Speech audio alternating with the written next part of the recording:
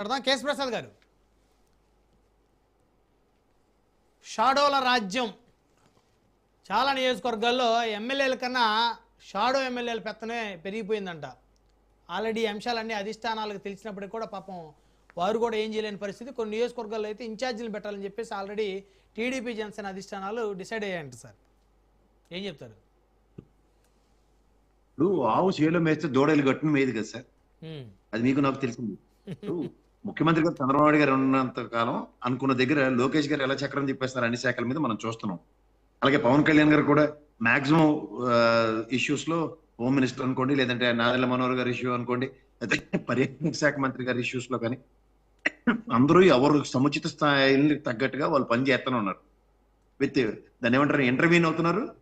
దాంట్లోంచి outcome derive అవడం దగ్గర చాలా చాలా ఈక్వేషన్స్ ఉన్నాయి. మోర్ ఇక్కడ అంత చంద్రబాబు నాయుడు గారు చీఫ్ మినిస్టర్, దీంట్లో షాడోగా మొత్తం షాడో చీఫ్ మినిస్టర్ గా అభివర్ణించబడుతున్న లోకేష్ గారిని మనం చూస్తున్నాం. అండ్ మోర్ ఓవర్ ఇవాళ మీరు అంటారు నియోజకవర్గాల్లో వీళ్ళందరూ ఫస్ట్ టైం గెలిచిన వాళ్ళు చాలా మంది లోకేష్ గారి టీంకి సంబంధించిన వాళ్ళు ఉన్నారు. అలాగే పవన్ కళ్యాణ్ గారికి సంబంధించిన వాళ్ళు కూడా అనుభవజ్ఞులు కొంతమంది ఉన్నారు. కానీ most of the people they are from respect to Telugu Desam. So ఈ సర్కమ్స్టాన్సెస్ లో కొన్ని నియోజకవర్గాలు, ఇప్పుడు ఎక్కడ దాకా గన్నవరం తీసుకుందాం, అక్కడ మీకు కొన్ని కంచుకోట్లు ఉంటాయి, కొడాలి నానిది, గుడివాడి గాని, వీళ్ళిద్దరూ అక్కడ చౌదరి పరంగా తిరుగుతున్న నియోజకవర్గాల్లో వాళ్ళకి క్యాస్ట్ అనేది 200%. అక్కడ ఏంటంటే పార్టీ అనేది ఒక సపోర్ట్ సిస్టమ్ అన్నమాట. వంశీ గారిని చూడండి, మొన్న ఆయన పార్టీని కూడా సస్పెండ్ చేయలేదు ఆయన. ఈసారి వైసీపీ నుంచి టికెట్ ఇచ్చారు. వైసీపీ నుంచి టికెట్ ఇచ్చినా సరే వంశీ గారి కన్నా చౌదరి సామాజిక వర్గమైన యార్లగడ్డ గారికి తెలుగుదేశం అన్న బ్రాండ్ తో ఆయన గెలగలిగి, మీరు ఇది గమనించుకోవచ్చు. అక్కడ గుడివాడ కూడా జరిగింది ఏంటంటే కొడాలి నాని దగ్గర అక్కడికి ఆయనకి చూడండి లాగేసి అయింది. వెనుగల రామాయణ కూడా చౌదరి సామాజిక వర్గమే. అక్కడ ఏం చేశారంటే చౌదరి సామాజిక వర్గం ఒక డిసెంట్ తెలియజేసిన తర్వాత ఆయన నిస్సాయ స్థితి. అదర్వైజ్ గుడివాడ ఆయనకి ఒక కంచుకోవట్లేదు, ముఖ్యంగా తెలుగుదేశం కంచుకో అభివర్ణించాలండి. సో ఇట్లాంటి పరిస్థితుల్లో కొత్తగా వచ్చిన వాళ్ళతో రాజకీయాలు అనేవి కొన్ని కుదరవు వాళ్ళ దగ్గర ఎలా ఉంటాయంటే అక్కడ ఆల్రెడీ క్యాడర్ చాలా స్ట్రెంథన్ గా ఉంటది ఓవర్ పీరియడ్ ఆఫ్ టైం. ఆ పీరియడ్ ఆఫ్ టైమ్ లో షాడోల కిందే పనిచేస్తున్నాయి. మీరు ఎన్నైనా తీసుకోండి. ఉదాహరణకి రాయలసీమలో ఒక 45 నియోజకవర్గాలు నేను ఎప్పుడు చెప్తూ ఉండేవాడు, వాళ్ళకి డామినేషన్ లేదు. ఈసారి వాళ్ళ సక్సెస్ నోట్ ఉంది.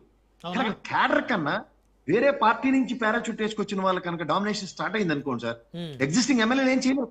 ఇప్పుడు మాధవ్ గారి పరిస్థితి అదే ఉంచుకోండి కడపలో, శ్రీనివాసరెడ్డి గారి దీన్ని. సబ్సిక్వెంట్ డెవలప్మెంట్ లో వాళ్ళు డిసెంట్లు ఎలా తయారు చేస్తుంటే పాసిఫికేషన్స్ జరుగుతుంది. మీరు గమనించారా?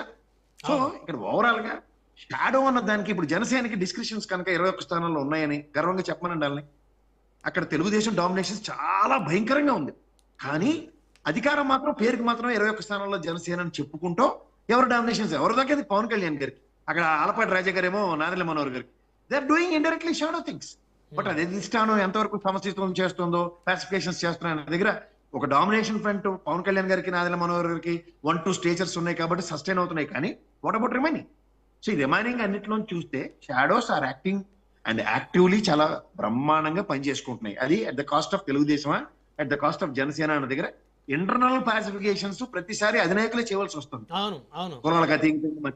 అంటే ఇక్కడ ఒక బాధాకరమైన అంశం ఏంటంటే కేఎస్ ప్రసాద్ గారు, గత ప్రభుత్వంలో వైసీపీ ఎమ్మెల్యేల దగ్గర ఎవరైతే కలెక్షన్ ఏజెంట్లు ఉన్నారో దాదాపు చాలా నియోజకవర్గాల్లో వాళ్ళే ఇప్పుడు ఈ కూటమి ఎమ్మెల్యేల దగ్గర షిఫ్ట్ అయ్యారనేది ఇది అతి పెద్ద సమస్య. ఇది ఇప్పుడు మీకు డిబేట్ కి ఎవరిని పిలవాలన్నది మీకు డిస్కషన్ ఉంటుంది.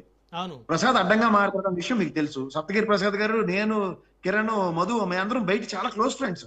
ఇది కాదు కదా మీకు డిబేట్ సక్రమంగా జరగడానికి ఏం జరుగుతుంది అన్నది చూడాలి. అవును, అదేంటంటే మీరు ఫ్రెండ్స్ గా ఇలా కొట్టుకుంటారంటే ఇలా ఆర్గ్యూ చేసుకుంటారు అన్నది కాదు కదా రీజనింగ్ మీ దగ్గర నుంచి రావాల్సింది. మీరు మమ్మల్ని క్వశ్చన్స్ తో గ్రిల్ చేసి నా టైంని నేను బాగా మాట్లాడేలా చేయాలి. సప్తగిరి ప్రసాద్ గారికి టైం ఇచ్చినప్పుడు, కిరణ్కి టైం ఇచ్చినప్పుడు, మధుకి టైం ఇచ్చినప్పుడు ఏం చేస్తున్నాం అన్నది చూడాలి మీరు బీయింగ్ ఏ మోడరేటర్. అలా వైసీపీ నుంచి వచ్చినప్పుడు కలెక్షన్లు పెట్టుకున్నప్పుడు నియోజకవర్గ ఇన్ఛార్జ్ లేని గుడ్డుగారానికి ఫలితం అవుతున్నారా? దగ్గర 45 నియోజకవర్గాలకు ఇన్ఛార్జ్లు ఉన్నారా లేదా? లేదా మొన్న చంద్రబాబు గారు ఇనిషియేటివ్ తీసుకునే దాకా ఇన్ఛార్జీలే లేరు. ఇప్పుడు 2 సంవత్సరాల తర్వాత ఇన్ఛార్జీలు పెడతాం ఆల్ మానిటరింగ్ లో అంటే ఏంటి ఇది? అటు వైసీపీ అలాగే ఏడిసింది, ఇటు ఇల్లు రూలింగ్ లో కూడా ఇదే పరిస్థితి. అంటే 40 సంవత్సరాల పైచీలకు లెగసీ కలిగిన తెలుగుదేశం కూడా ఇలాంటి నిస్సాయ స్థితిలో ఉందంటే ఇంకేమని చర్చిస్తాం మీరు కానీ నేను కానీ చెప్పండి. కాంటంప్లేటివ్ పాలిటిక్స్ లో ఎమ్మెల్యేలు కాదు కదా, ఎమ్మెల్యేలకి చుట్టూ ఉన్న గణం ఏంటన్నది ఇంపార్టెంట్. లేదా మా సప్తగిరి ప్రసాద్ గారి లాగా నిస్సాయ స్థితిలో 40 ఏళ్ళు పార్టీకి సేవ చేస్తూనే ఉంటారు. ఈ సేవా తత్పరత ఉన్న వాళ్ళకి కూడా ఐడెంటిటీ క్రైసిస్ ఉంటే ఏం చేస్తారు చెప్పండి? రైట్ సమయం తక్కువ ఉంది సార్ కాబట్టి ఖచ్చితంగా ఇప్పుడు కిరణ్ కానీ, లేదంటే మధు కానీ, లేదంటే సప్తగిరి ప్రసాద్ గారు కానీ పాసిఫికేషన్ లో ఉంటారు. ఇట్ డజంట్ మీన్ దట్ అవును. కళ్ళ ముందు ఇంత అన్యాయాలు జరుగుతుంటే వాళ్ళ పార్టీ పరంగా గలవని మించి వీళ్ళ వాయిస్ లోనే వినాలి కదా అట్లీస్ట్. అవును. ఇది ఇంపార్టెంట్. ఇది జరిగినప్పుడు దాసరి గారు. వాళ్ళు ఎవరు ఏం చేయలేరు. దాసరి కిరణ్ గారు ఏంటి పరిస్థితి? చాలా నియోజకవర్గాల్లో చాలా దారుణమైన పరిస్థితులు ఉన్నాయి. షాడోల రాజ్యం పెరిగిపోయింది. గత ప్రభుత్వంలో ఎమ్మెల్యేల కన్నా ఇప్పుడు కొత్తగా ఎన్నికైన ఎమ్మెల్యేలు దాదాపు 60%కి పైగానే షాడో ఎమ్మెల్యేలు చాలా దారుణంగా తయారయ్యారు. రమణాయుడు గారు, ఇప్పుడు మామూలుగా ఇప్పుడు కొత్తగా ఎన్నికైన